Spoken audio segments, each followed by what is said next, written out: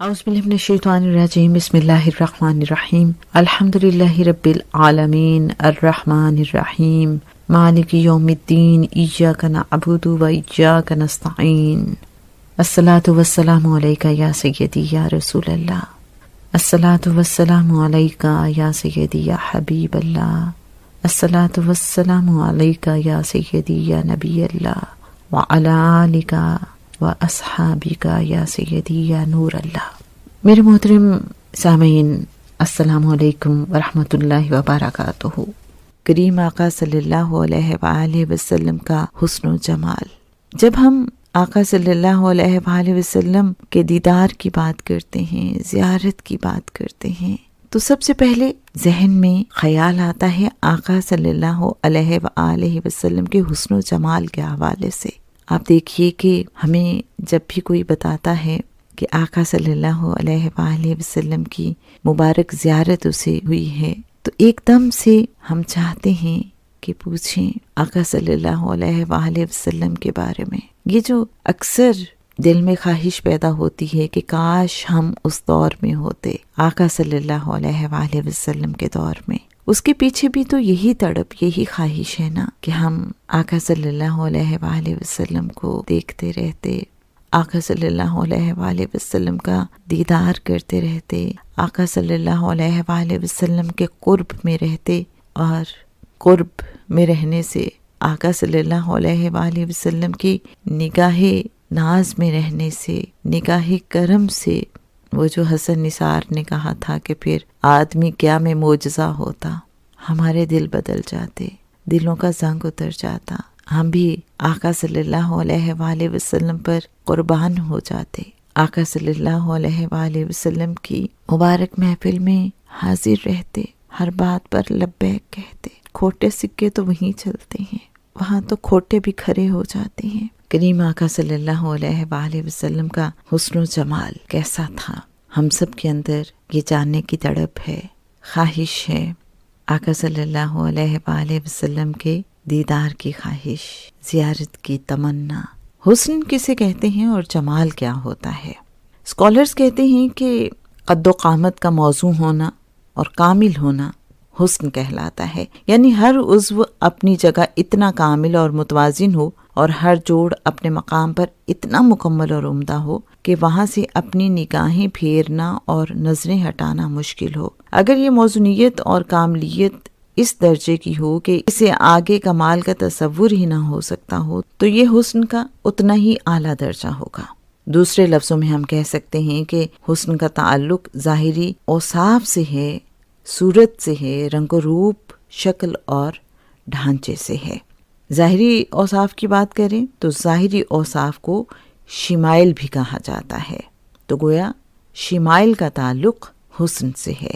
اب سوچنے کی بات ہے کہ جمال سے کیا مراد ہے؟ جمال سے مراد ہے کسی انسان کی وہ خصوصیت جو مشاہدہ کرنے والے کو خوشی اور سکون پہنچائے، طمانینت کا احساس دلائے۔ دوسرے لفظوں میں خصائل کو جمال کہا جاتا ہے۔ خصائل سے کیا مراد ہے؟ باطنی اوصاف، یعنی سیرت۔ انسان صورت اور سیرت کا مجموعہ ہے، جیسے ہم کہتے ہیں جسم اور روح کا۔ گویا جسم کا تعلق حسن سے ہے اور روح کا تعلق خصائل سے، ہمارے باطنی اوصاف سے۔ تو جب ہم حسن و جمال کی بات کرتے ہیں تو اصل میں ہم شمائل اور خصائل کی بات کر رہے ہوتے ہیں، ظاہری اور باطنی اوصاف کی۔ حقیقت تو یہ ہے کہ کریم آقا صلی اللہ علیہ وآلہ وسلم کے حسن و جمال کا تذکرہ کرنا کسی انسان کے بس کی بات ہی نہیں۔ علماء کہتے ہیں کہ کسی انسان کا ایمان تب تک کامل نہیں ہوتا جب تک وہ یہ یقین نہ رکھے کہ آقا صلی اللہ علیہ وآلہ وسلم حسن و جمال میں سب سے بڑھ کر ہیں۔ آقا صلی اللہ علیہ وآلہ وسلم جیسا حسن و جمال میں کوئی ہے ہی نہیں۔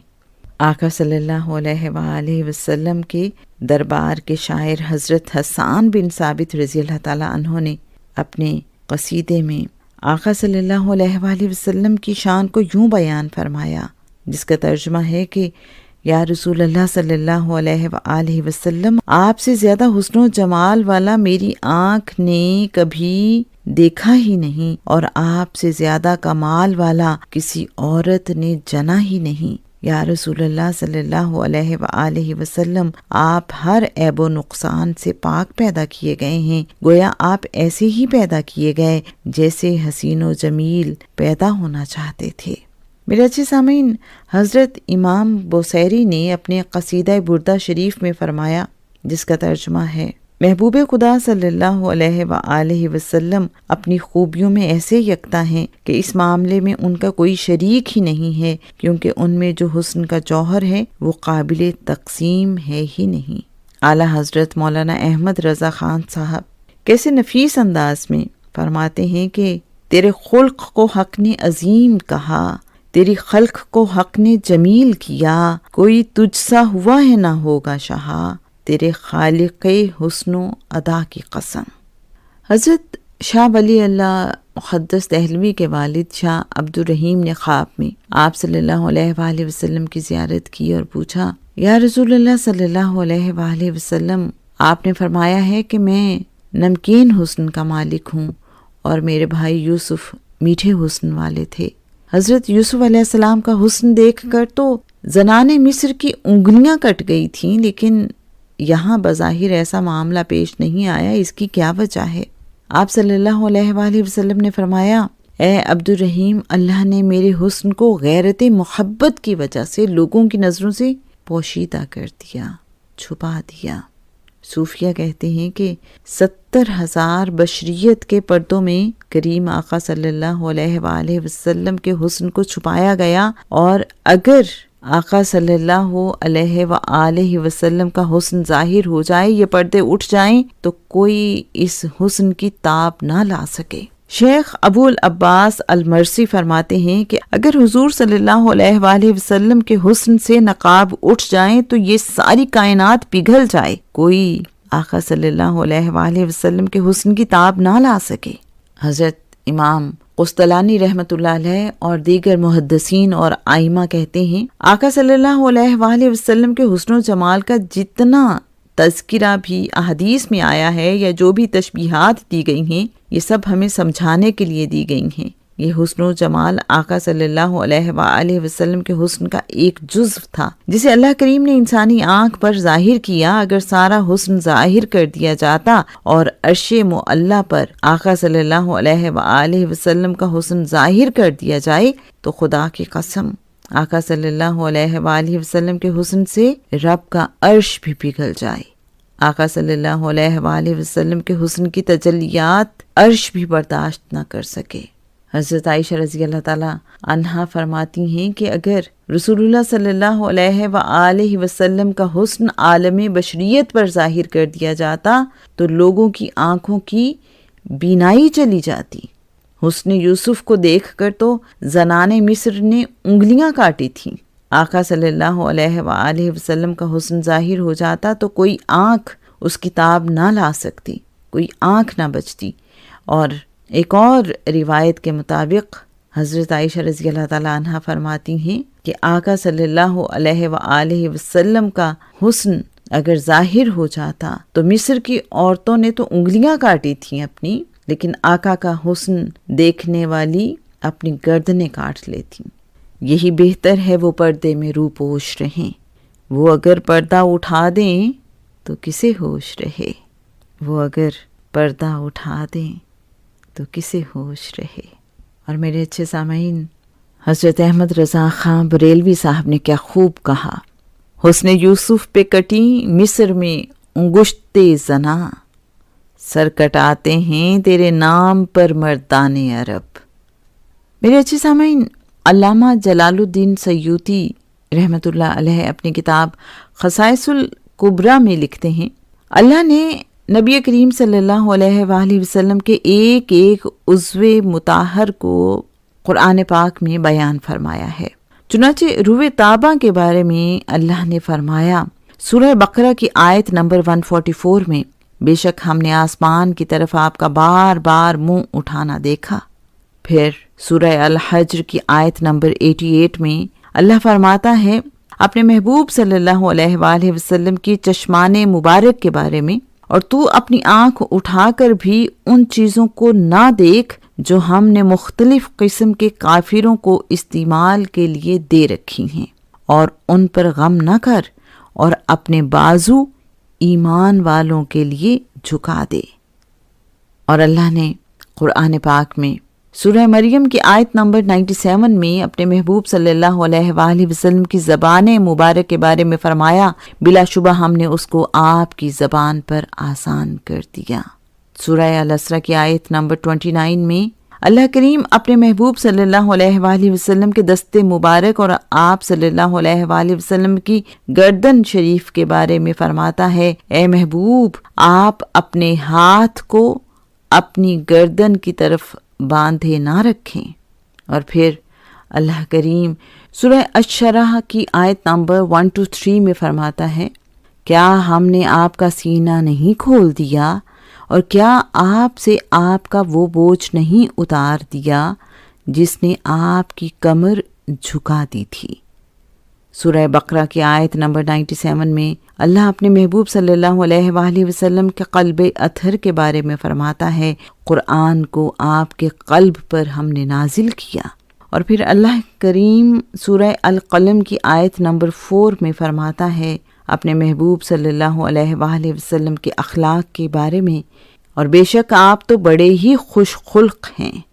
میرے محترم سامعین، حضرت ابو طفیل عامر بن واصلہ صحابہ کرام میں وفات پانے والے آخری صحابی تھے، مکہ کے رہنے والے تھے، اور جس سال غزوہ احد ہوا اس سال پیدا ہوئے۔ حضرت ابو طفیل رضی اللہ تعالیٰ عنہ نے نبی کریم صلی اللہ علیہ وآلہ وسلم کی ظاہری حیات مبارکہ کے 8 سال دیکھے۔ 110 سن ہجری میں آپ کا وصال ہوا۔ اپنی زندگی کے آخری ایام میں جب وہ حج پر گئے ہوئے تھے تو اس موقع پر انہوں نے لوگوں سے کہا، لوگوں اس وقت روئے زمین پر میں واحد صحابی ہوں جس نے آپ صلی اللہ علیہ وآلہ وسلم کو اپنی ظاہری آنکھوں سے دیکھا ہے، جسے کریم آقا صلی اللہ علیہ وآلہ وسلم کی زیارت کا شرف حاصل ہوا ہے۔ تم میں سے کوئی مجھ سے آپ صلی اللہ علیہ وآلہ وسلم کے بارے میں پوچھنا چاہتا ہے تو پوچھ سکتا ہے۔ میرے اچھے سامعین، وہی تڑپ جو آپ سب کے دلوں میں ہے آقا صلی اللہ علیہ وآلہ وسلم کے دیدار کے حوالے سے۔ اب دیکھیے کہ حج کا موقع ہے، لاجیکلی دیکھیں تو لوگوں کو پوچھنا یہ چاہیے تھا کہ آقا صلی اللہ علیہ وآلہ وسلم حج کے ارکان کیسے ادا کرتے تھے، اس حوالے سے کوئی واقعہ بتائیے۔ لیکن میرے اچھے سامعین، جو عشاق ہیں ان کی تڑپ، ان کی طلب کچھ اور ہی ہوتی ہے۔ وہاں موجود جو لوگ تھے، آپ جانتے ہیں انہوں نے حضرت ابو طفیل رضی اللہ تعالیٰ عنہ سے کیا پوچھا؟ کہنے لگے، آپ ہمیں یہ بتائیے کہ آقا صلی اللہ علیہ وآلہ وسلم دکھائی کیسے دیتے تھے؟ میرے اچھے سامعین، حضرت ابو طفیل رضی اللہ تعالیٰ عنہ نے آقا صلی اللہ علیہ وآلہ وسلم کے حسن و جمال کو 3 الفاظ میں بیان کیا۔ فرماتے ہیں، رأیت رسول اللہ صلی اللہ علیہ وآلہ وسلم کانا ابیض ملیحا مقصدا۔ صحیح مسلم کی حدیث ہے 1820۔ فرماتے ہیں کہ میں نے رسول اللہ صلی اللہ علیہ وآلہ وسلم کو دیکھا ہے، آپ صلی اللہ علیہ وآلہ وسلم کی رنگت سرخی مائل سفید تھی، جاذب نظر تھی، قد میانہ تھا۔ میرے اچھے سامعین، ہم میں سے ہر ایک کو چاہیے کہ وہ کم از کم یہ 3 لفظ یاد کر لے، ابیض ملیحا مقصدا۔ ابیض سرخی مائل سفید رنگت، ملیحا جیسا کہ ہم نے پہلے بھی عرض کیا نمکین حسن کو کہتے ہیں۔ ملیح جیسے حضرت یوسف علیہ السلام سبیح تھے، میٹھے حسن کے مالک تھے، اور کریم آقا صلی اللہ علیہ وآلہ وسلم کا حسن نمکین تھا، ملیح تھا۔ ملیح اور سبیح میں فرق کیا ہے؟ میٹھا حسن وہ ہوتا ہے، سبیح حسن وہ ہوتا ہے جس کو دیکھ لیں تو دل بھر جاتا ہے، لیکن نمکین حسن وہ ہوتا ہے کہ جس کو دیکھنے سے دل بھرتا ہی نہیں، دل چاہتا ہے کہ بس دیکھتے چلے جائیں، دیکھتے چلے جائیں، اور دیکھیں، دیکھتے چلے جائیں۔ تو آقا صلی اللہ علیہ وآلہ وسلم کا حسن ملیح تھا، اور مقصدن کا مطلب ہے ہر عضو بہت ہی متناسب تھا، ہر لحاظ سے متناسب۔ یہاں مجھے یاد آتا ہے ابیدن سے آقا صلی اللہ علیہ وآلہ وسلم کے دادا حضرت عبدالمطلب آقا صلی اللہ علیہ وآلہ وسلم کو یا ابیدن کہہ کر پکارا کرتے تھے، لاڈ سے پیار سے، اے گوری رنگت والے یا ابیدن۔ حضرت ابو طالب کی ایک دعا جس میں آقا صلی اللہ علیہ وآلہ وسلم کے حسن و جمال کا قصیدہ ایک طرح سے پیش کیا گیا ہے، کیا ہی کمال ہے۔ فرماتے ہیں کہ میرا بھتیجا گوری رنگت والا ہے، اس کے چہرے کے وسیلے سے بارش کی دعا مانگی جاتی ہے، وہ یتیموں کو پناہ دیتا ہے، بیواؤں کی عزت کی حفاظت کرتا ہے۔ محمد وہ انسان ہے کہ آل ہاشم کے غریب اس کی پناہ لیتے ہیں۔ جب ضرورت مند محمد کے پاس پہنچ جاتا ہے تو وہ ان پر رحم و کرم کی بارش کر دیتا ہے۔ مقصداً کی جہاں تک بات ہے، اس کی ایکسپلینیشن میں یہ بھی علماء بتاتے ہیں کہ آقا صلی اللہ علیہ وآلہ وسلم کا قد میانہ تھا، لیکن یہ آقا صلی اللہ علیہ وآلہ وسلم کا معجزہ ہے کہ اگر کوئی لمبے قد والے آقا صلی اللہ علیہ وآلہ وسلم کے ساتھ موجود ہوتے تو آقا صلی اللہ علیہ وآلہ وسلم ان میں سب سے زیادہ نمایاں اور اونچے نظر آتے۔ مقصداً ہی کی تشریح میں یہ بات بھی آتی ہے کہ آقا صلی اللہ علیہ وآلہ وسلم اگر بہت بڑے مجمع سے بھی خطاب کرتے تو آقا صلی اللہ علیہ وآلہ وسلم کی آواز مجمع میں موجود آخری صف میں شامل فرد کے کانوں تک بھی پہنچ جاتی، اور وہ بھی آقا صلی اللہ علیہ وآلہ وسلم کو اسی طرح سے اتنا کلیئرلی سن سکتا تھا جتنا بالکل قریب موجود شخص۔ میرے اچھے سامعین، ام معبد کا جو قصیدہ ہے آقا صلی اللہ علیہ وآلہ وسلم کے حوالے سے، بہت ہی کمال واقعہ کیا ہے، ذرا تصور کی آنکھ سے دیکھیے۔ کریم آقا صلی اللہ علیہ وآلہ وسلم ہجرت کر کے مدینہ جا رہے ہیں، حضرت ابو بکر صدیق رضی اللہ تعالیٰ عنہ ہمراہ ہیں۔ مدینہ منورہ سے کچھ پہلے ام معبد کا گھر ہے۔ ام معبد مسافروں کی مہمان نوازی بہت شوق سے کرتی ہیں، لیکن آج ان کا شوہر سارا ریوڑ چرانے لے گیا ہے، صرف ایک لاغر بکری گھر میں موجود ہے جو دودھ نہیں دے سکتی۔ لیکن آپ صلی اللہ علیہ وآلہ وسلم جب اس بکری کا دودھ دھوتے ہیں تو نہ صرف ام معبد بلکہ ان کا بیٹا معبد حضرت ابو بکر صدیق رضی اللہ تعالیٰ عنہ اور آپ صلی اللہ علیہ وآلہ وسلم سیراب ہو کر دودھ پیتے ہیں، بلکہ ام معبد کے گھر کے سارے برتن دودھ سے بھر دیے جاتے ہیں۔ بکری اتنا زیادہ دودھ دیتی ہے۔ ام معبد نہیں جانتی کہ یہ مبارک ہستی کون ہیں جن کے بابرکت ہاتھوں نے جب لاغر بکری کو چھوا تو یہ معجزہ ہو گیا ہے۔ آپ صلی اللہ علیہ وآلہ وسلم اور حضرت ابو بکر صدیق رضی اللہ تعالیٰ عنہ کچھ دیر ام معبد کے گھر قیام کرنے کے بعد دوبارہ مدینے کی جانب عازم سفر ہو جاتے ہیں، لیکن ام معبد تو آپ صلی اللہ علیہ وآلہ وسلم کی شخصیت کے سحر میں ڈوبی ہوئی ہیں۔ ان کے شوہر گھر آتے ہیں، شام کو ماجرا پوچھتے ہیں، ام معبد سارا واقعہ بیان کرتی ہیں۔ ابو معبد ان کے ہسبینڈ پوچھتے ہیں کہ وہ جو مبارک مہمان آئے تھے، مبارک ہستی جن کی وجہ سے گھر میں اتنی برکت ہو گئی ہے، وہ دیکھنے میں کیسے نظر آتے تھے؟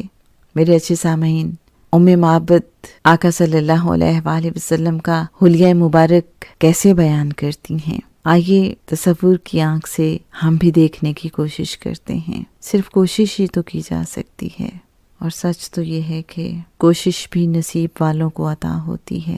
وہ پاکیزہ خوبیوں اور خیر و برکت والی شخصیت تھی، چہرہ پرسکون اور روشن تھا، حسن و جمال کا پیکر، خوش اخلاق و خوش انداز، آنکھیں سفید چمکدار اور پتلیاں سیاہ تھیں، بھویں باریک، پلکیں سیاہ اور دراز، پیشانی کشادہ، سر کے بال سیاہ، داڑھی گھنی تھی۔ وہ خوش شکل و خوش نظر تھے، آواز شیریں اور دلکش، سنو تو گرد و پیش پر چھائی ہوئی محسوس ہوتی، بولتے تو ایک ایک لفظ واضح اور صاف ہوتا، خوش کلام، خوش گفتار، نرم لہجہ، باوقار خاموشی، اثر کرنے والی آواز میں روب لیکن کرخت نہیں تھی۔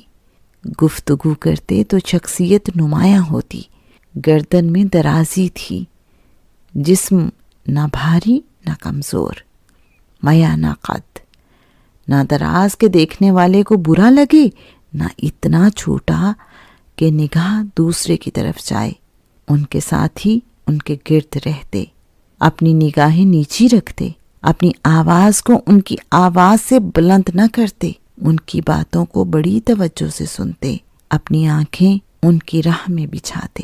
میرے اچھے سامعین، چشم تصور سے ایک منظر دیکھنے کی کوشش کرتے ہیں۔ حضرت ابو ہریرہ رضی اللہ تعالیٰ عنہ روایت کرتے ہیں کہ نبی کریم صلی اللہ علیہ وآلہ وسلم کے وصال مبارک کے بعد کسی ایک جمعرات کی صبح کو ہم بیٹھے ہوئے تھے کہ اونٹ پر سوار ایک سفید ریش بزرگ آیا۔ اس نے اپنی سواری کو مسجد کے دروازے پر باندھا اور یہ کہتے ہوئے داخل ہوا، تم پر سلامتی اور اللہ کی رحمت نازل ہو، کیا تم میں اللہ کے رسول محمد مصطفیٰ صلی اللہ علیہ وآلہ وسلم موجود ہیں؟ حضرت علی رضی اللہ تعالیٰ عنہ نے فرمایا، اے حضور صلی اللہ علیہ وآلہ وسلم کے بارے میں پوچھنے والے، تجھے آپ صلی اللہ علیہ وآلہ وسلم سے کیا کام ہے؟ اس شخص نے کہا، میں یہودی علماء میں سے ہوں اور 80 سال سے تورات کا مطالعہ کر رہا ہوں۔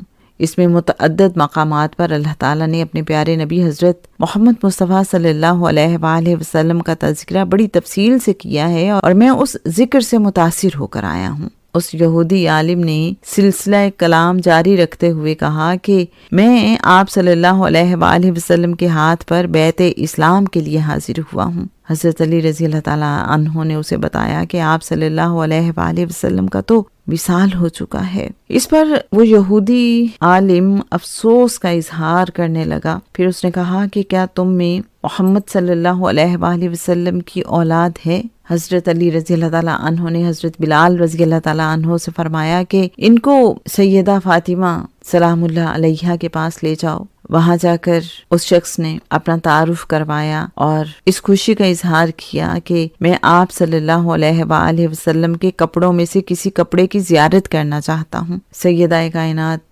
حضرت فاطمہ سلام اللہ علیہا نے اپنے شہزادے سیدنا امام حسین علیہ السلام سے فرمایا، وہ کپڑا لاؤ جو آپ صلی اللہ علیہ وآلہ وسلم نے بوقت وصال پہنا ہوا تھا۔ جب وہ کپڑا لایا گیا تو اس عالم نے اس کپڑے کو اپنے چہرے پر ڈال لیا۔ وہ اس کی خوشبو سونگھتا اور خوشبو سونگھتے ہوئے بار بار کہتا کہ اس صاحب ثوب یعنی لباس والے پر میرے ماں باپ قربان ہوں۔ اس کے بعد وہ شخص حضرت علی رضی اللہ تعالیٰ عنہ کے پاس آیا اور عرض کرنے لگا کہ حضور صلی اللہ علیہ وآلہ وسلم کے اوصاف جمیلہ کا تذکرہ اس طرح سے کرو کہ گویا میں انہیں دیکھ رہا ہوں۔ یہ بات سن کر حضرت علی رضی اللہ تعالیٰ عنہ اپنے جذبات پر قابو نہ رکھ سکے۔ حضرت مولا علی علیہ السلام شدت سے رو پڑے اور فرمانے لگے، اے سائل خدا کی قسم، آپ صلی اللہ علیہ وآلہ وسلم کا جس قدر تجھے اشتیاق ہے،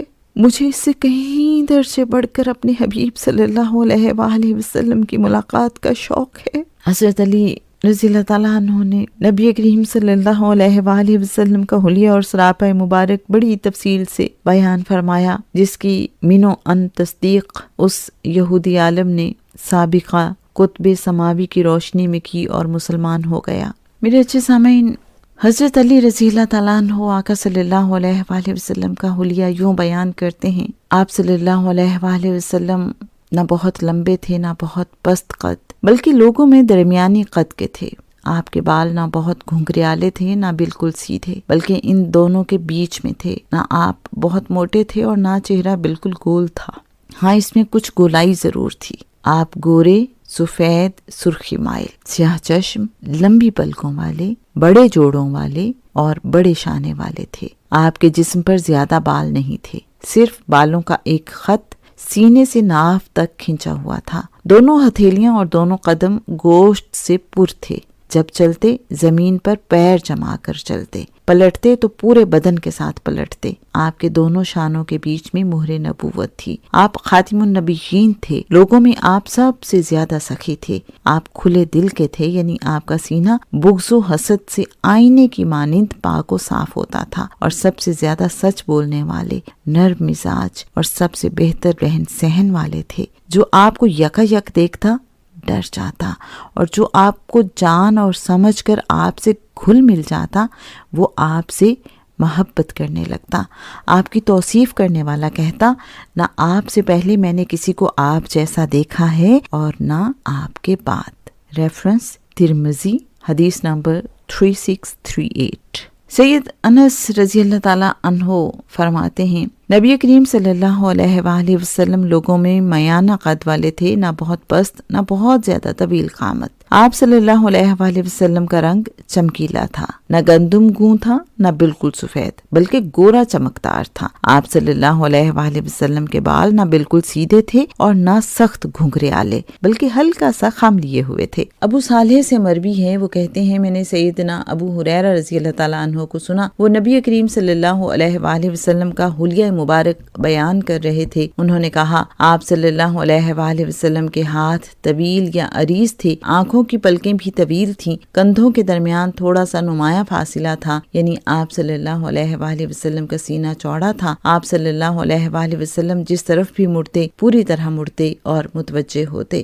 دوم راوی نے اپنی حدیث میں کہا، میرے ماں باپ آپ صلی اللہ علیہ وآلہ وسلم پر نثار ہوں، آپ عادتاً یا تکلفاً فحش گو نہ تھے، نہ ہی آپ صلی اللہ علیہ وآلہ وسلم بازاروں اور گلیوں میں بلند آواز سے بولتے تھے۔ آپ کی ہتھیلیاں اور قدم مبارک گوشت سے بھرے ہوئے تھے، میں نے آپ کے بعد آپ جیسا کوئی نہیں دیکھا۔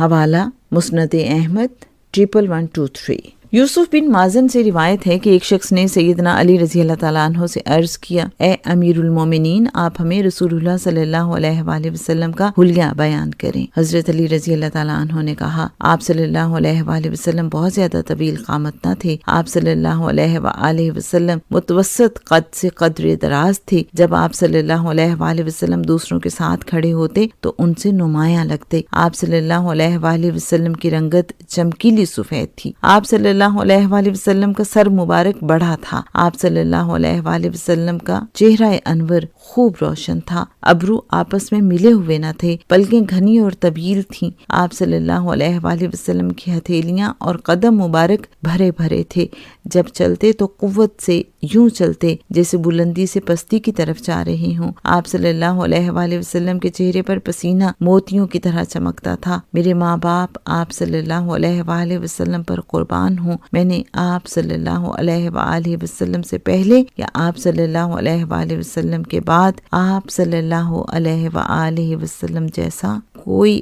آدمی نہیں دیکھا۔ حوالہ مسند احمد 11120۔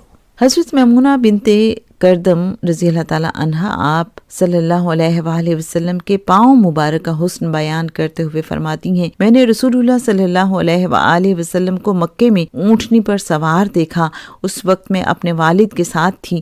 میرے والد نے آپ صلی اللہ علیہ وآلہ وسلم کے قریب جا کر قدم مبارک پکڑ لیے۔ حضرت میمونہ رضی اللہ تعالیٰ عنہا فرماتی ہیں، میں بہت سی باتیں بھول چکی ہوں، لیکن یہ بات نہ بھول سکی کہ نبی کریم صلی اللہ علیہ وآلہ وسلم کے مبارک پاؤں کے انگوٹھے کے برابر والی انگلی حسن و جمال میں دوسری انگلیوں کے مقابلے میں لمبی تھی۔ میرے اچھے سامعین، آقا صلی اللہ علیہ وآلہ وسلم کی مبارک آنکھیں کیسی تھیں؟ اس حوالے سے ترمذی شریف میں حضرت مولا علی رضی اللہ تعالیٰ عنہ سے روایت ہے کہ آقا صلی اللہ علیہ وآلہ وسلم کی مبارک آنکھیں سرمگیں یعنی بغیر سرما لگائے سرما لگی ہوئی نظر آتی اور پلکیں گھنی اور لمبی تھیں۔ حضرت ہند بن ابی حالہ رضی اللہ تعالیٰ عنہ فرماتے ہیں، نبی کریم صلی اللہ علیہ وآلہ وسلم کے مبارک ابرو سائز میں بڑے تھے اور ان پر بال مناسب تھے، نہ بہت زیادہ نہ بالکل کم، اور دور سے آپس میں ملے ہوئے لگتے تھے۔ مبارک آنکھوں کی طاقت کا بھی کیا کہنا۔ حضرت عبداللہ بن عباس رضی اللہ تعالیٰ عنہ فرماتے ہیں، نبی پاک صلی اللہ علیہ وآلہ وسلم رات کے وقت بھی ایسے دیکھتے تھے جیسے دن کی روشنی میں دیکھتے تھے۔ ایک اور حدیث میں آتا ہے کہ آقا صلی اللہ علیہ وآلہ وسلم پیچھے کی طرف بھی اسی طرح سے دیکھتے تھے جیسے آگے کی طرف دیکھتے تھے۔ اللہ کریم سورہ الضحیٰ میں قسم کھاتا ہے، آغاز ہوتا ہے چاشت کی قسم اور رات کی جب پردہ ڈالے، والضحیٰ واللیل اذا سجا۔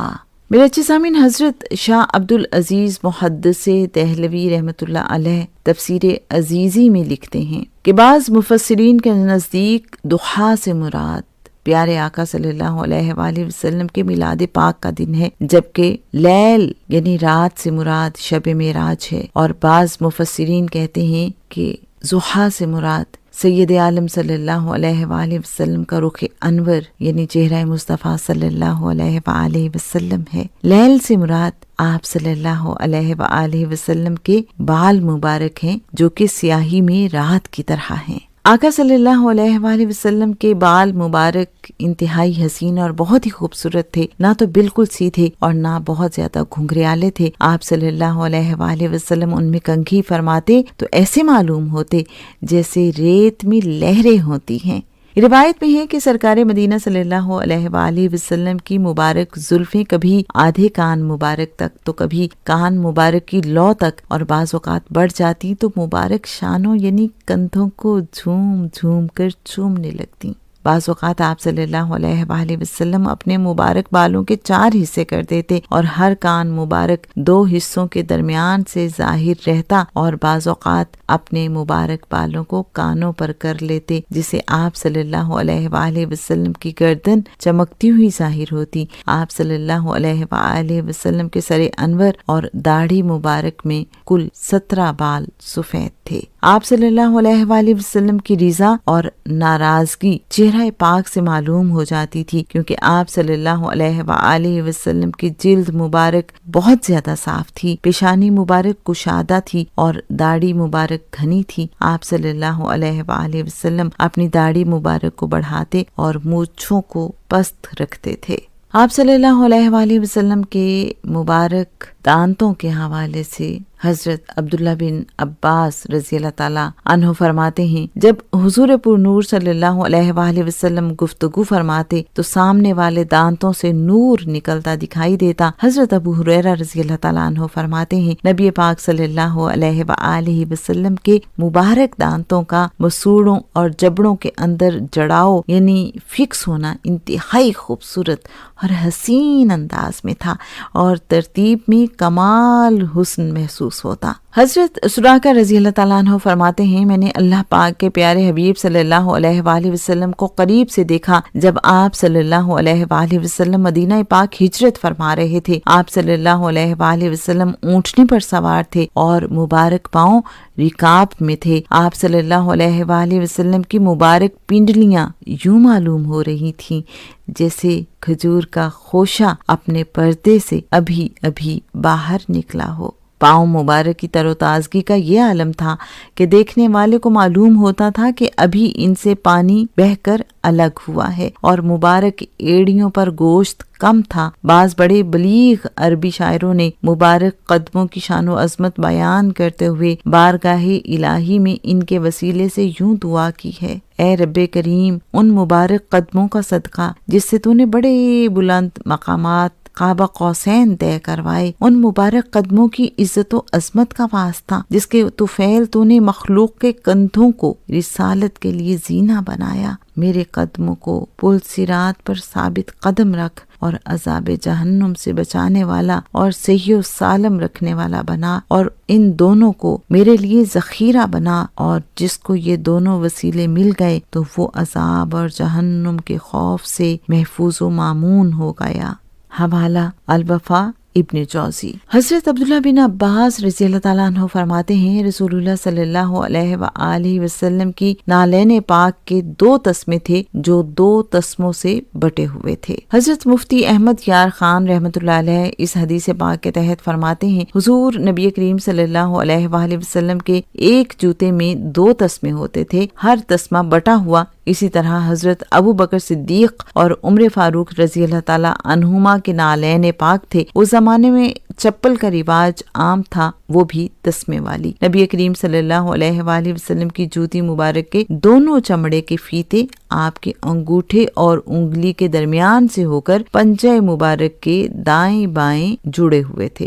نقش پا والی چپل نبی کریم صلی اللہ علیہ وآلہ وسلم نے اکثر پہنی ہے، مگر یہ چپل کبھی کبھی۔ میرے محترم سامعین، جن خوش نصیب صحابہ کرام رضوان اللہ علیہم اجمعین نے نبی کریم صلی اللہ علیہ وآلہ وسلم کے جسم مبارک سے آنے والی خوشبو کو سونگھا ہے، ذرا ان کا فرمان سنیے۔ حضرت جابر بن عبداللہ رضی اللہ تعالیٰ عنہ سے روایت ہے کہ مدینے کے تاجدار نبی کریم صلی اللہ علیہ وآلہ وسلم جس کوچہ و بازار سے گزرتے، پھر کوئی شخص اس طرف سے گزرتا تو وہ وہاں کی فضا سے آنے والی خوشبو سے پہچان جاتا کہ آقا صلی اللہ علیہ وآلہ وسلم یہاں سے گزرے ہیں۔ مسلم شریف میں ہے، حضرت انس رضی اللہ تعالیٰ عنہ فرماتے ہیں، میں نے نبی کریم صلی اللہ علیہ وآلہ وسلم کے مبارک بدن کی خوشبو سے بڑھ کر کسی عنبر، کستوری اور کسی چیز کی خوشبو کو نہ پایا۔ حضرت جابر بن سمرہ رضی اللہ تعالیٰ عنہ سے روایت ہے کہ کریم آقا صلی اللہ علیہ وآلہ وسلم نے ان کے رخساروں پر ہاتھ پھیرا جیسے ہم بچے کے چہرے پر ہاتھ پھیرتے ہیں، تو وہ کہتے ہیں کہ میں نے آپ صلی اللہ علیہ وآلہ وسلم کے مبارک ہاتھوں سے ایسی ٹھنڈک اور خوشبو پائی کہ گویا ابھی ابھی آپ نے عطر بیچنے والے کے صندوق سے اپنا ہاتھ باہر نکالا ہے۔ آقا صلی اللہ علیہ وآلہ وسلم کسی بچے کے سر پر اپنا مبارک ہاتھ پھیرتے تو وہ بچہ خوشبو سے پہچانا جاتا کہ اس پر حضور صلی اللہ علیہ وآلہ وسلم نے اپنا مبارک ہاتھ پھیرا ہے۔ آقا صلی اللہ علیہ وآلہ وسلم کسی سے بھی ہاتھ ملاتے تو اس شخص کا ہاتھ سارا دن خوشبو سے مہکتا رہتا۔ میرے اچھے سامعین، ذرا سوچئے کہ آقا صلی اللہ علیہ وآلہ وسلم وہ ہستی ہیں کہ جن کے مبارک لعاب میں بھی شفا ہے، جن کے مبارک وجود میں بھی خوشبو ہی خوشبو ہے، جن کے مبارک پسینے کو بطور عطر استعمال کیا جاتا ہے، اور جو یہ عطر لگائے وہ سب لوگوں میں مہک اٹھتا ہے۔ آقا صلی اللہ علیہ وآلہ وسلم کی خوبیاں بیان ہو ہی نہیں سکتی، حقیقت یہی ہے۔ حضرت ابو بکر شبلی رحمۃ اللہ علیہ فرماتے ہیں، مدینہ منورہ کی مبارک مٹی میں خاص قسم کی خوشبو ہے جو مشک سے زیادہ خوشبودار ہوتی ہے۔ حضرت بی بی ام سلمہ رضی اللہ تعالیٰ عنہا فرماتی ہیں، جس روز رسول اللہ صلی اللہ علیہ وآلہ وسلم نے دنیا سے ظاہری پردہ فرمایا، میں نے اپنا ہاتھ آپ صلی اللہ علیہ وآلہ وسلم کے مبارک سینے پر رکھا، پھر کئی ہفتے گزر گئے، میں حسب معمول کھانا کھاتی اور وضو کرتی رہی، لیکن میرے ہاتھ سے مشک کی خوشبو نہ گئی۔ آپ صلی اللہ علیہ وآلہ وسلم سب سے بڑھ کر فصیح و بلیغ ہونے کے ساتھ ساتھ جوامع الکلم یعنی مختصر سے جملے میں زیادہ معنی کو بیان کرنے کے معجزے سے بھی نوازے گئے۔ اللہ پاک نے اپنے پیارے محبوب صلی اللہ علیہ وآلہ وسلم کو تمام زبانیں سکھا دی تھیں۔ میراۃ المناجی میں ہے کہ حضور صلی اللہ علیہ وآلہ وسلم قدرتی طور پر تمام زبانیں جانتے ہیں۔ جب حضور صلی اللہ علیہ وآلہ وسلم جانوروں، پتھروں، کنکریوں کی بولیاں سمجھتے ہیں تو انسانوں کی بولی کیوں نہیں سمجھیں گے؟ ایک اور مقام پر ہے، ہمارے حضور تمام زبانیں جانتے ہیں، حتیٰ کہ لکڑی اور پتھر کی زبانیں بھی، جانوروں کی زبانیں بھی۔ جانور بھی نبی کریم صلی اللہ علیہ وآلہ وسلم سے فریادیں کرتے تھے، اور اب بھی ہر زبان سے آقا صلی اللہ علیہ وآلہ وسلم واقف ہیں۔ حضور صلی اللہ علیہ وآلہ وسلم کے روزے پر آپ دیکھیے کہ دنیا بھر سے مختلف زبانیں بولنے والے لوگ حاضری دیتے ہیں، اپنی عرض پیش کرتے ہیں، وہاں انہیں کسی ترجمان کی ضرورت پیش نہیں آتی، اور میرے اچھے سامعین سب جانتے ہیں کہ آقا ان کے فریاد سن رہے ہیں۔ یہ آقا کی شان ہے صلی اللہ علیہ وآلہ وسلم۔ سامعین محترم، نبی کریم صلی اللہ علیہ وآلہ وسلم اپنے تمام تر فضائل و کمالات کے ساتھ اپنی پاک ذات میں منفرد اور بے مثال ہیں۔ آقا صلی اللہ علیہ وآلہ وسلم جیسا نہ پہلے کوئی تھا، نہ ہے، نہ ہوگا۔ اللہ کریم ہم سب کو اپنے ان بندوں میں شامل فرما لے جنہیں اللہ کے محبوب صلی اللہ علیہ وآلہ وسلم کا دیدار ہوتا ہے، خواب میں بھی اور عالم بیداری میں بھی۔ آمین۔ جلوہ یار ادھر بھی کوئی پھیرا تیرا، حسرتیں 8 پہر تکتی ہیں رستہ تیرا، اے مدینے کی ہوا دل میرا افسردہ ہے، سوکھی کلیوں کو کھلا دیتا ہے جھونکا تیرا۔ جلوہ یار ادھر بھی کوئی پھیرا تیرا، بیتاب ہوں، بے چین ہوں دیدار کی خاطر، للہ میرے خواب میں آ جائیے آقا۔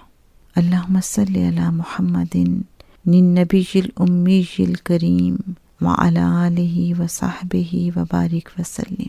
السلام علیکم ورحمۃ اللہ وبرکاتہ۔